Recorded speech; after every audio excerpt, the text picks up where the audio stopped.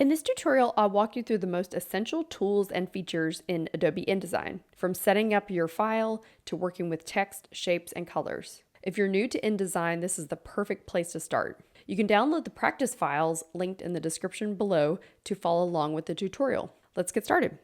I have opened InDesign. This is the home screen that you will see when you open InDesign for the first time. You will see your recent files when you open up InDesign as well. I'd like to go show you a couple preferences that you may want to change before you start working in InDesign frequently. Up here in the menu, I'm going to click on InDesign Preferences, and I'm just going to click on General. I'm next going to go to Units and Increments. For the most part, you will be working in InDesign in inches. So I'm going to go to horizontal and vertical and change these both to inches. Click OK. So let's create a new file. Let's go up to File, New, and click Document. I'm going to go up to the top here and click Print. And then I'm going to use a preset of 8.5 by 11 inches, a letter size. So if I click that, it's going to auto-populate that information over here for me. For now, I only want one page. We will not have facing pages, so I'm going to unclick that. That's when two pages are like in a spread, for instance. You can also change the title of your document right here. I'm going to name this Kelly_test. And then you also have some options for your margins and columns. I'm not going to change any of this right now. So I'm going to click Create.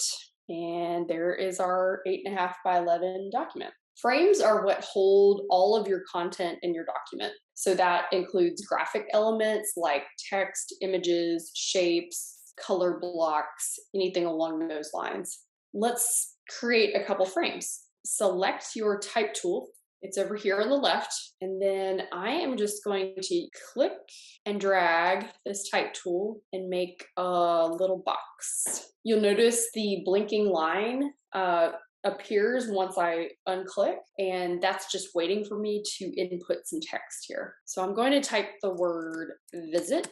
I'm going to go over here to my tools on the left and click this top arrow, which is called the selection tool. And as soon as I do that, you can see the box that my type is sitting in now has these little squares around it. These are handles. So all frames have handles that you can adjust. So if I hover over one of these, I can move this around pretty easily. And to deselect this frame, you just click away.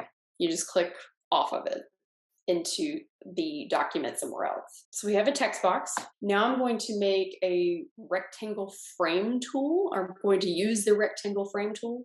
So click down here, and this should also be visible. So I'm going to click, hold, and drag to create a new text frame. And once you release, the frame will appear as a placeholder for some future content. And then under this rectangle frame tool, you see there's a little arrow.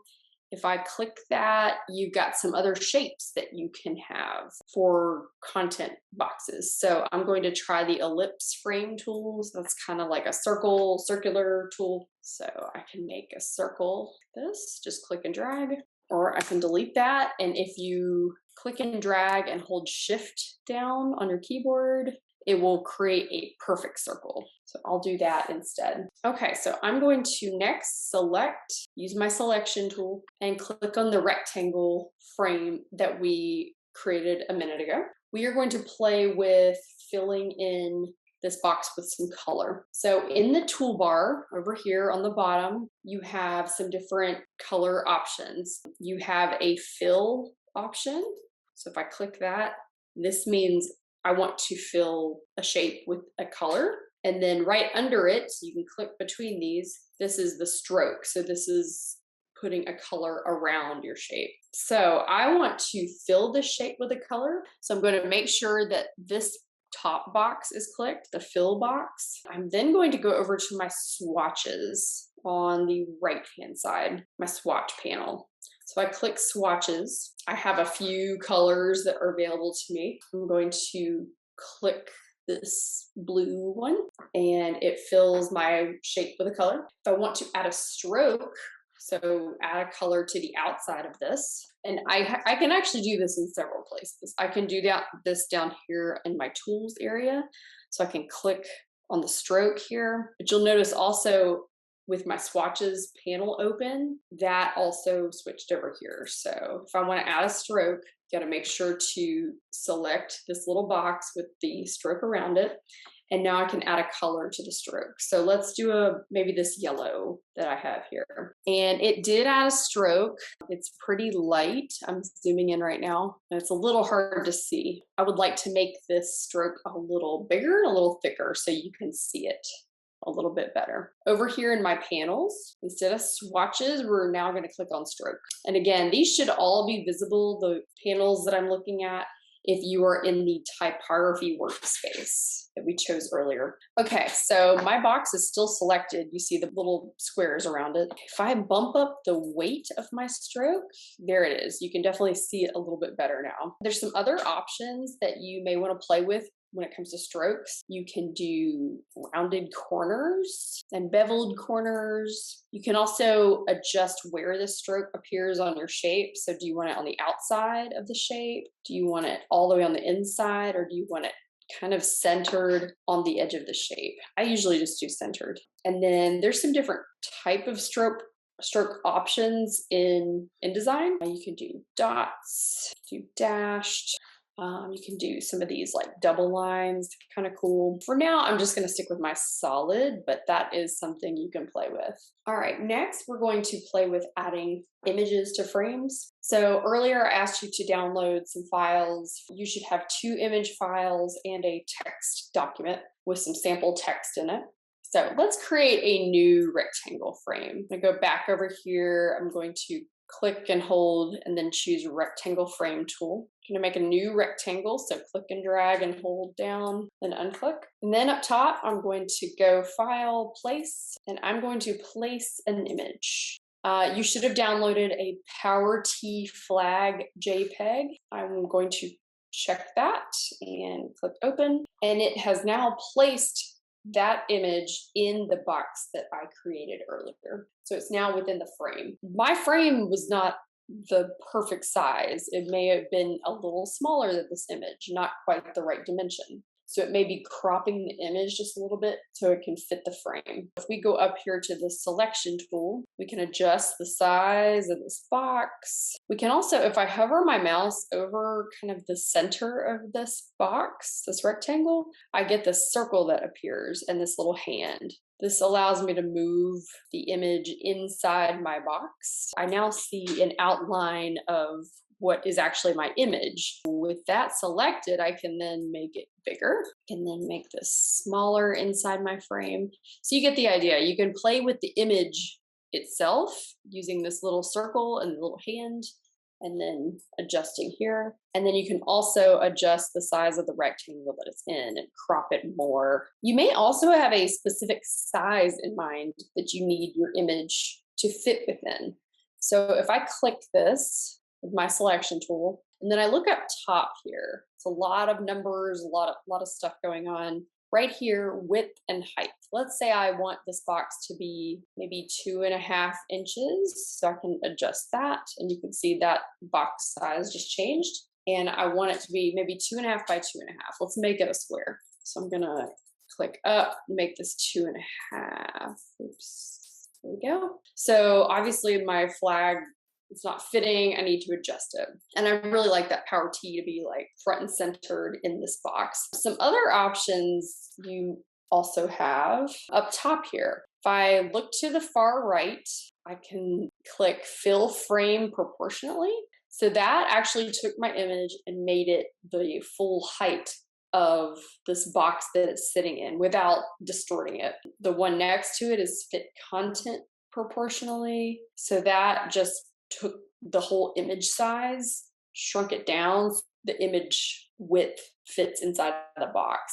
I liked the way it looked earlier, so I'm going to say Fill Frame Proportionally. You can also click the box. If you hold your Shift key down, you can proportionally scale this box as well. You would still need to, again, fix your image within the box. Next, we are going to select this circle that we created earlier. So scroll on up if you don't see it. Here's the circle. I'm just going to click and drag it down so it's next to our Tennessee flag here. So we're actually going to place a Tennessee logo next to this. I'm going to File, Place, and I'm going to navigate to the university logo. I'm going to click Open, and there is the logo file dropped inside my circle. With it selected with my selection tool, click and select. Can right click, go to fitting. This is just another option. We did these up here earlier. You can also right click, go to fitting, and click fill frame proportionally. And it centered my logo in the middle of my circular shape. Okay, so I'm going to just show you a couple ways to add text to a frame. So let's go over to our tools, select your type tool, click and drag and make a text box. You can right click inside the text box and say fill with placeholder text. And this automatically populates your text box with some Greek text. This is really helpful if you just need to see some content on the page and helps with design. I'm going to delete this by, on my keyboard, selecting Command A to select all the text. Command A, all, and then delete it. There is an option to import a Word document directly into this text box. I'm not actually going to do that, but if you went up to File and then Place, you can choose a Word document and it'll populate the content from a Word document into this text box.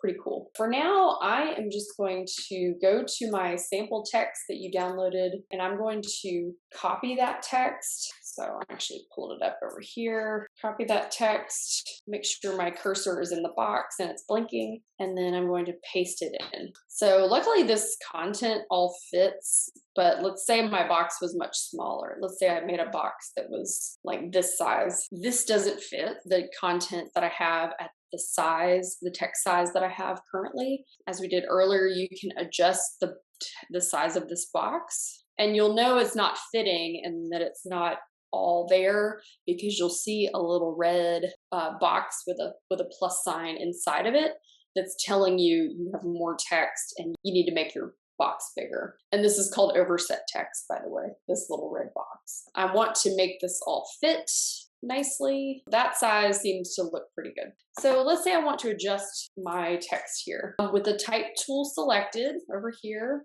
actually I'm going to select my box and then type tool. I can select my text here. And then on the right, I have some character or text editing tools. So I have paragraph and then I have character. This is what we're going to focus on right now. I have my text selected. Let's select our character panel. And from here, you can change the font. So I'm going to select something different. Just going to select something from this list. Helvetica New, why not? Regular. You can select the font weight here. If you choose a font that has multiple weights, you can change the size, you can change the leading, the tracking, and some other options here. If I click on paragraph, I have some alignment options up here. So I can do a center aligned paragraph, right aligned, play with some justification in this text box. I prefer just a line left though. So I'm going to keep this where it is. You can change the indentation and also play with hyphenation. I do have a word here perfectly right now that is split with a hyphen, and you typically don't want hyphens in your design. So I'm going to unclick hyphen and it fixed that for me. So there's no longer hyphens in my paragraph. And let's just change the color of this paragraph.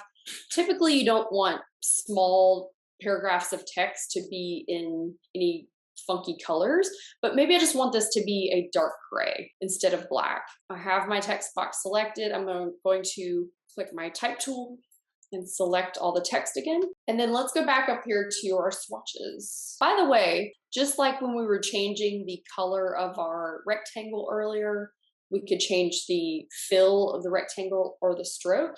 Same goes with text. The fill is what color the text is, but you can also add like colored outlines to your text. That's not a good look right there. So I'm going to undo that. This is how you add color to text. You would add a different fill color.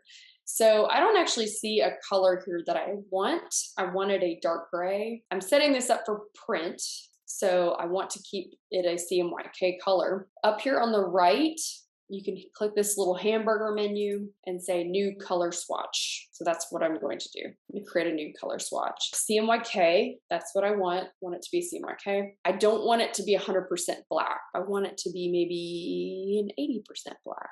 So that's like a nice gray. I have my black at 80%. If I click OK, it changed my text color, and it also created a brand new swatch over here down below. So those are some of the basic functions and tools to get started learning InDesign. If you found this tutorial helpful, give it a thumbs up and share your thoughts in the comments below. Subscribe to Cry Studio for more graphic design and InDesign tips.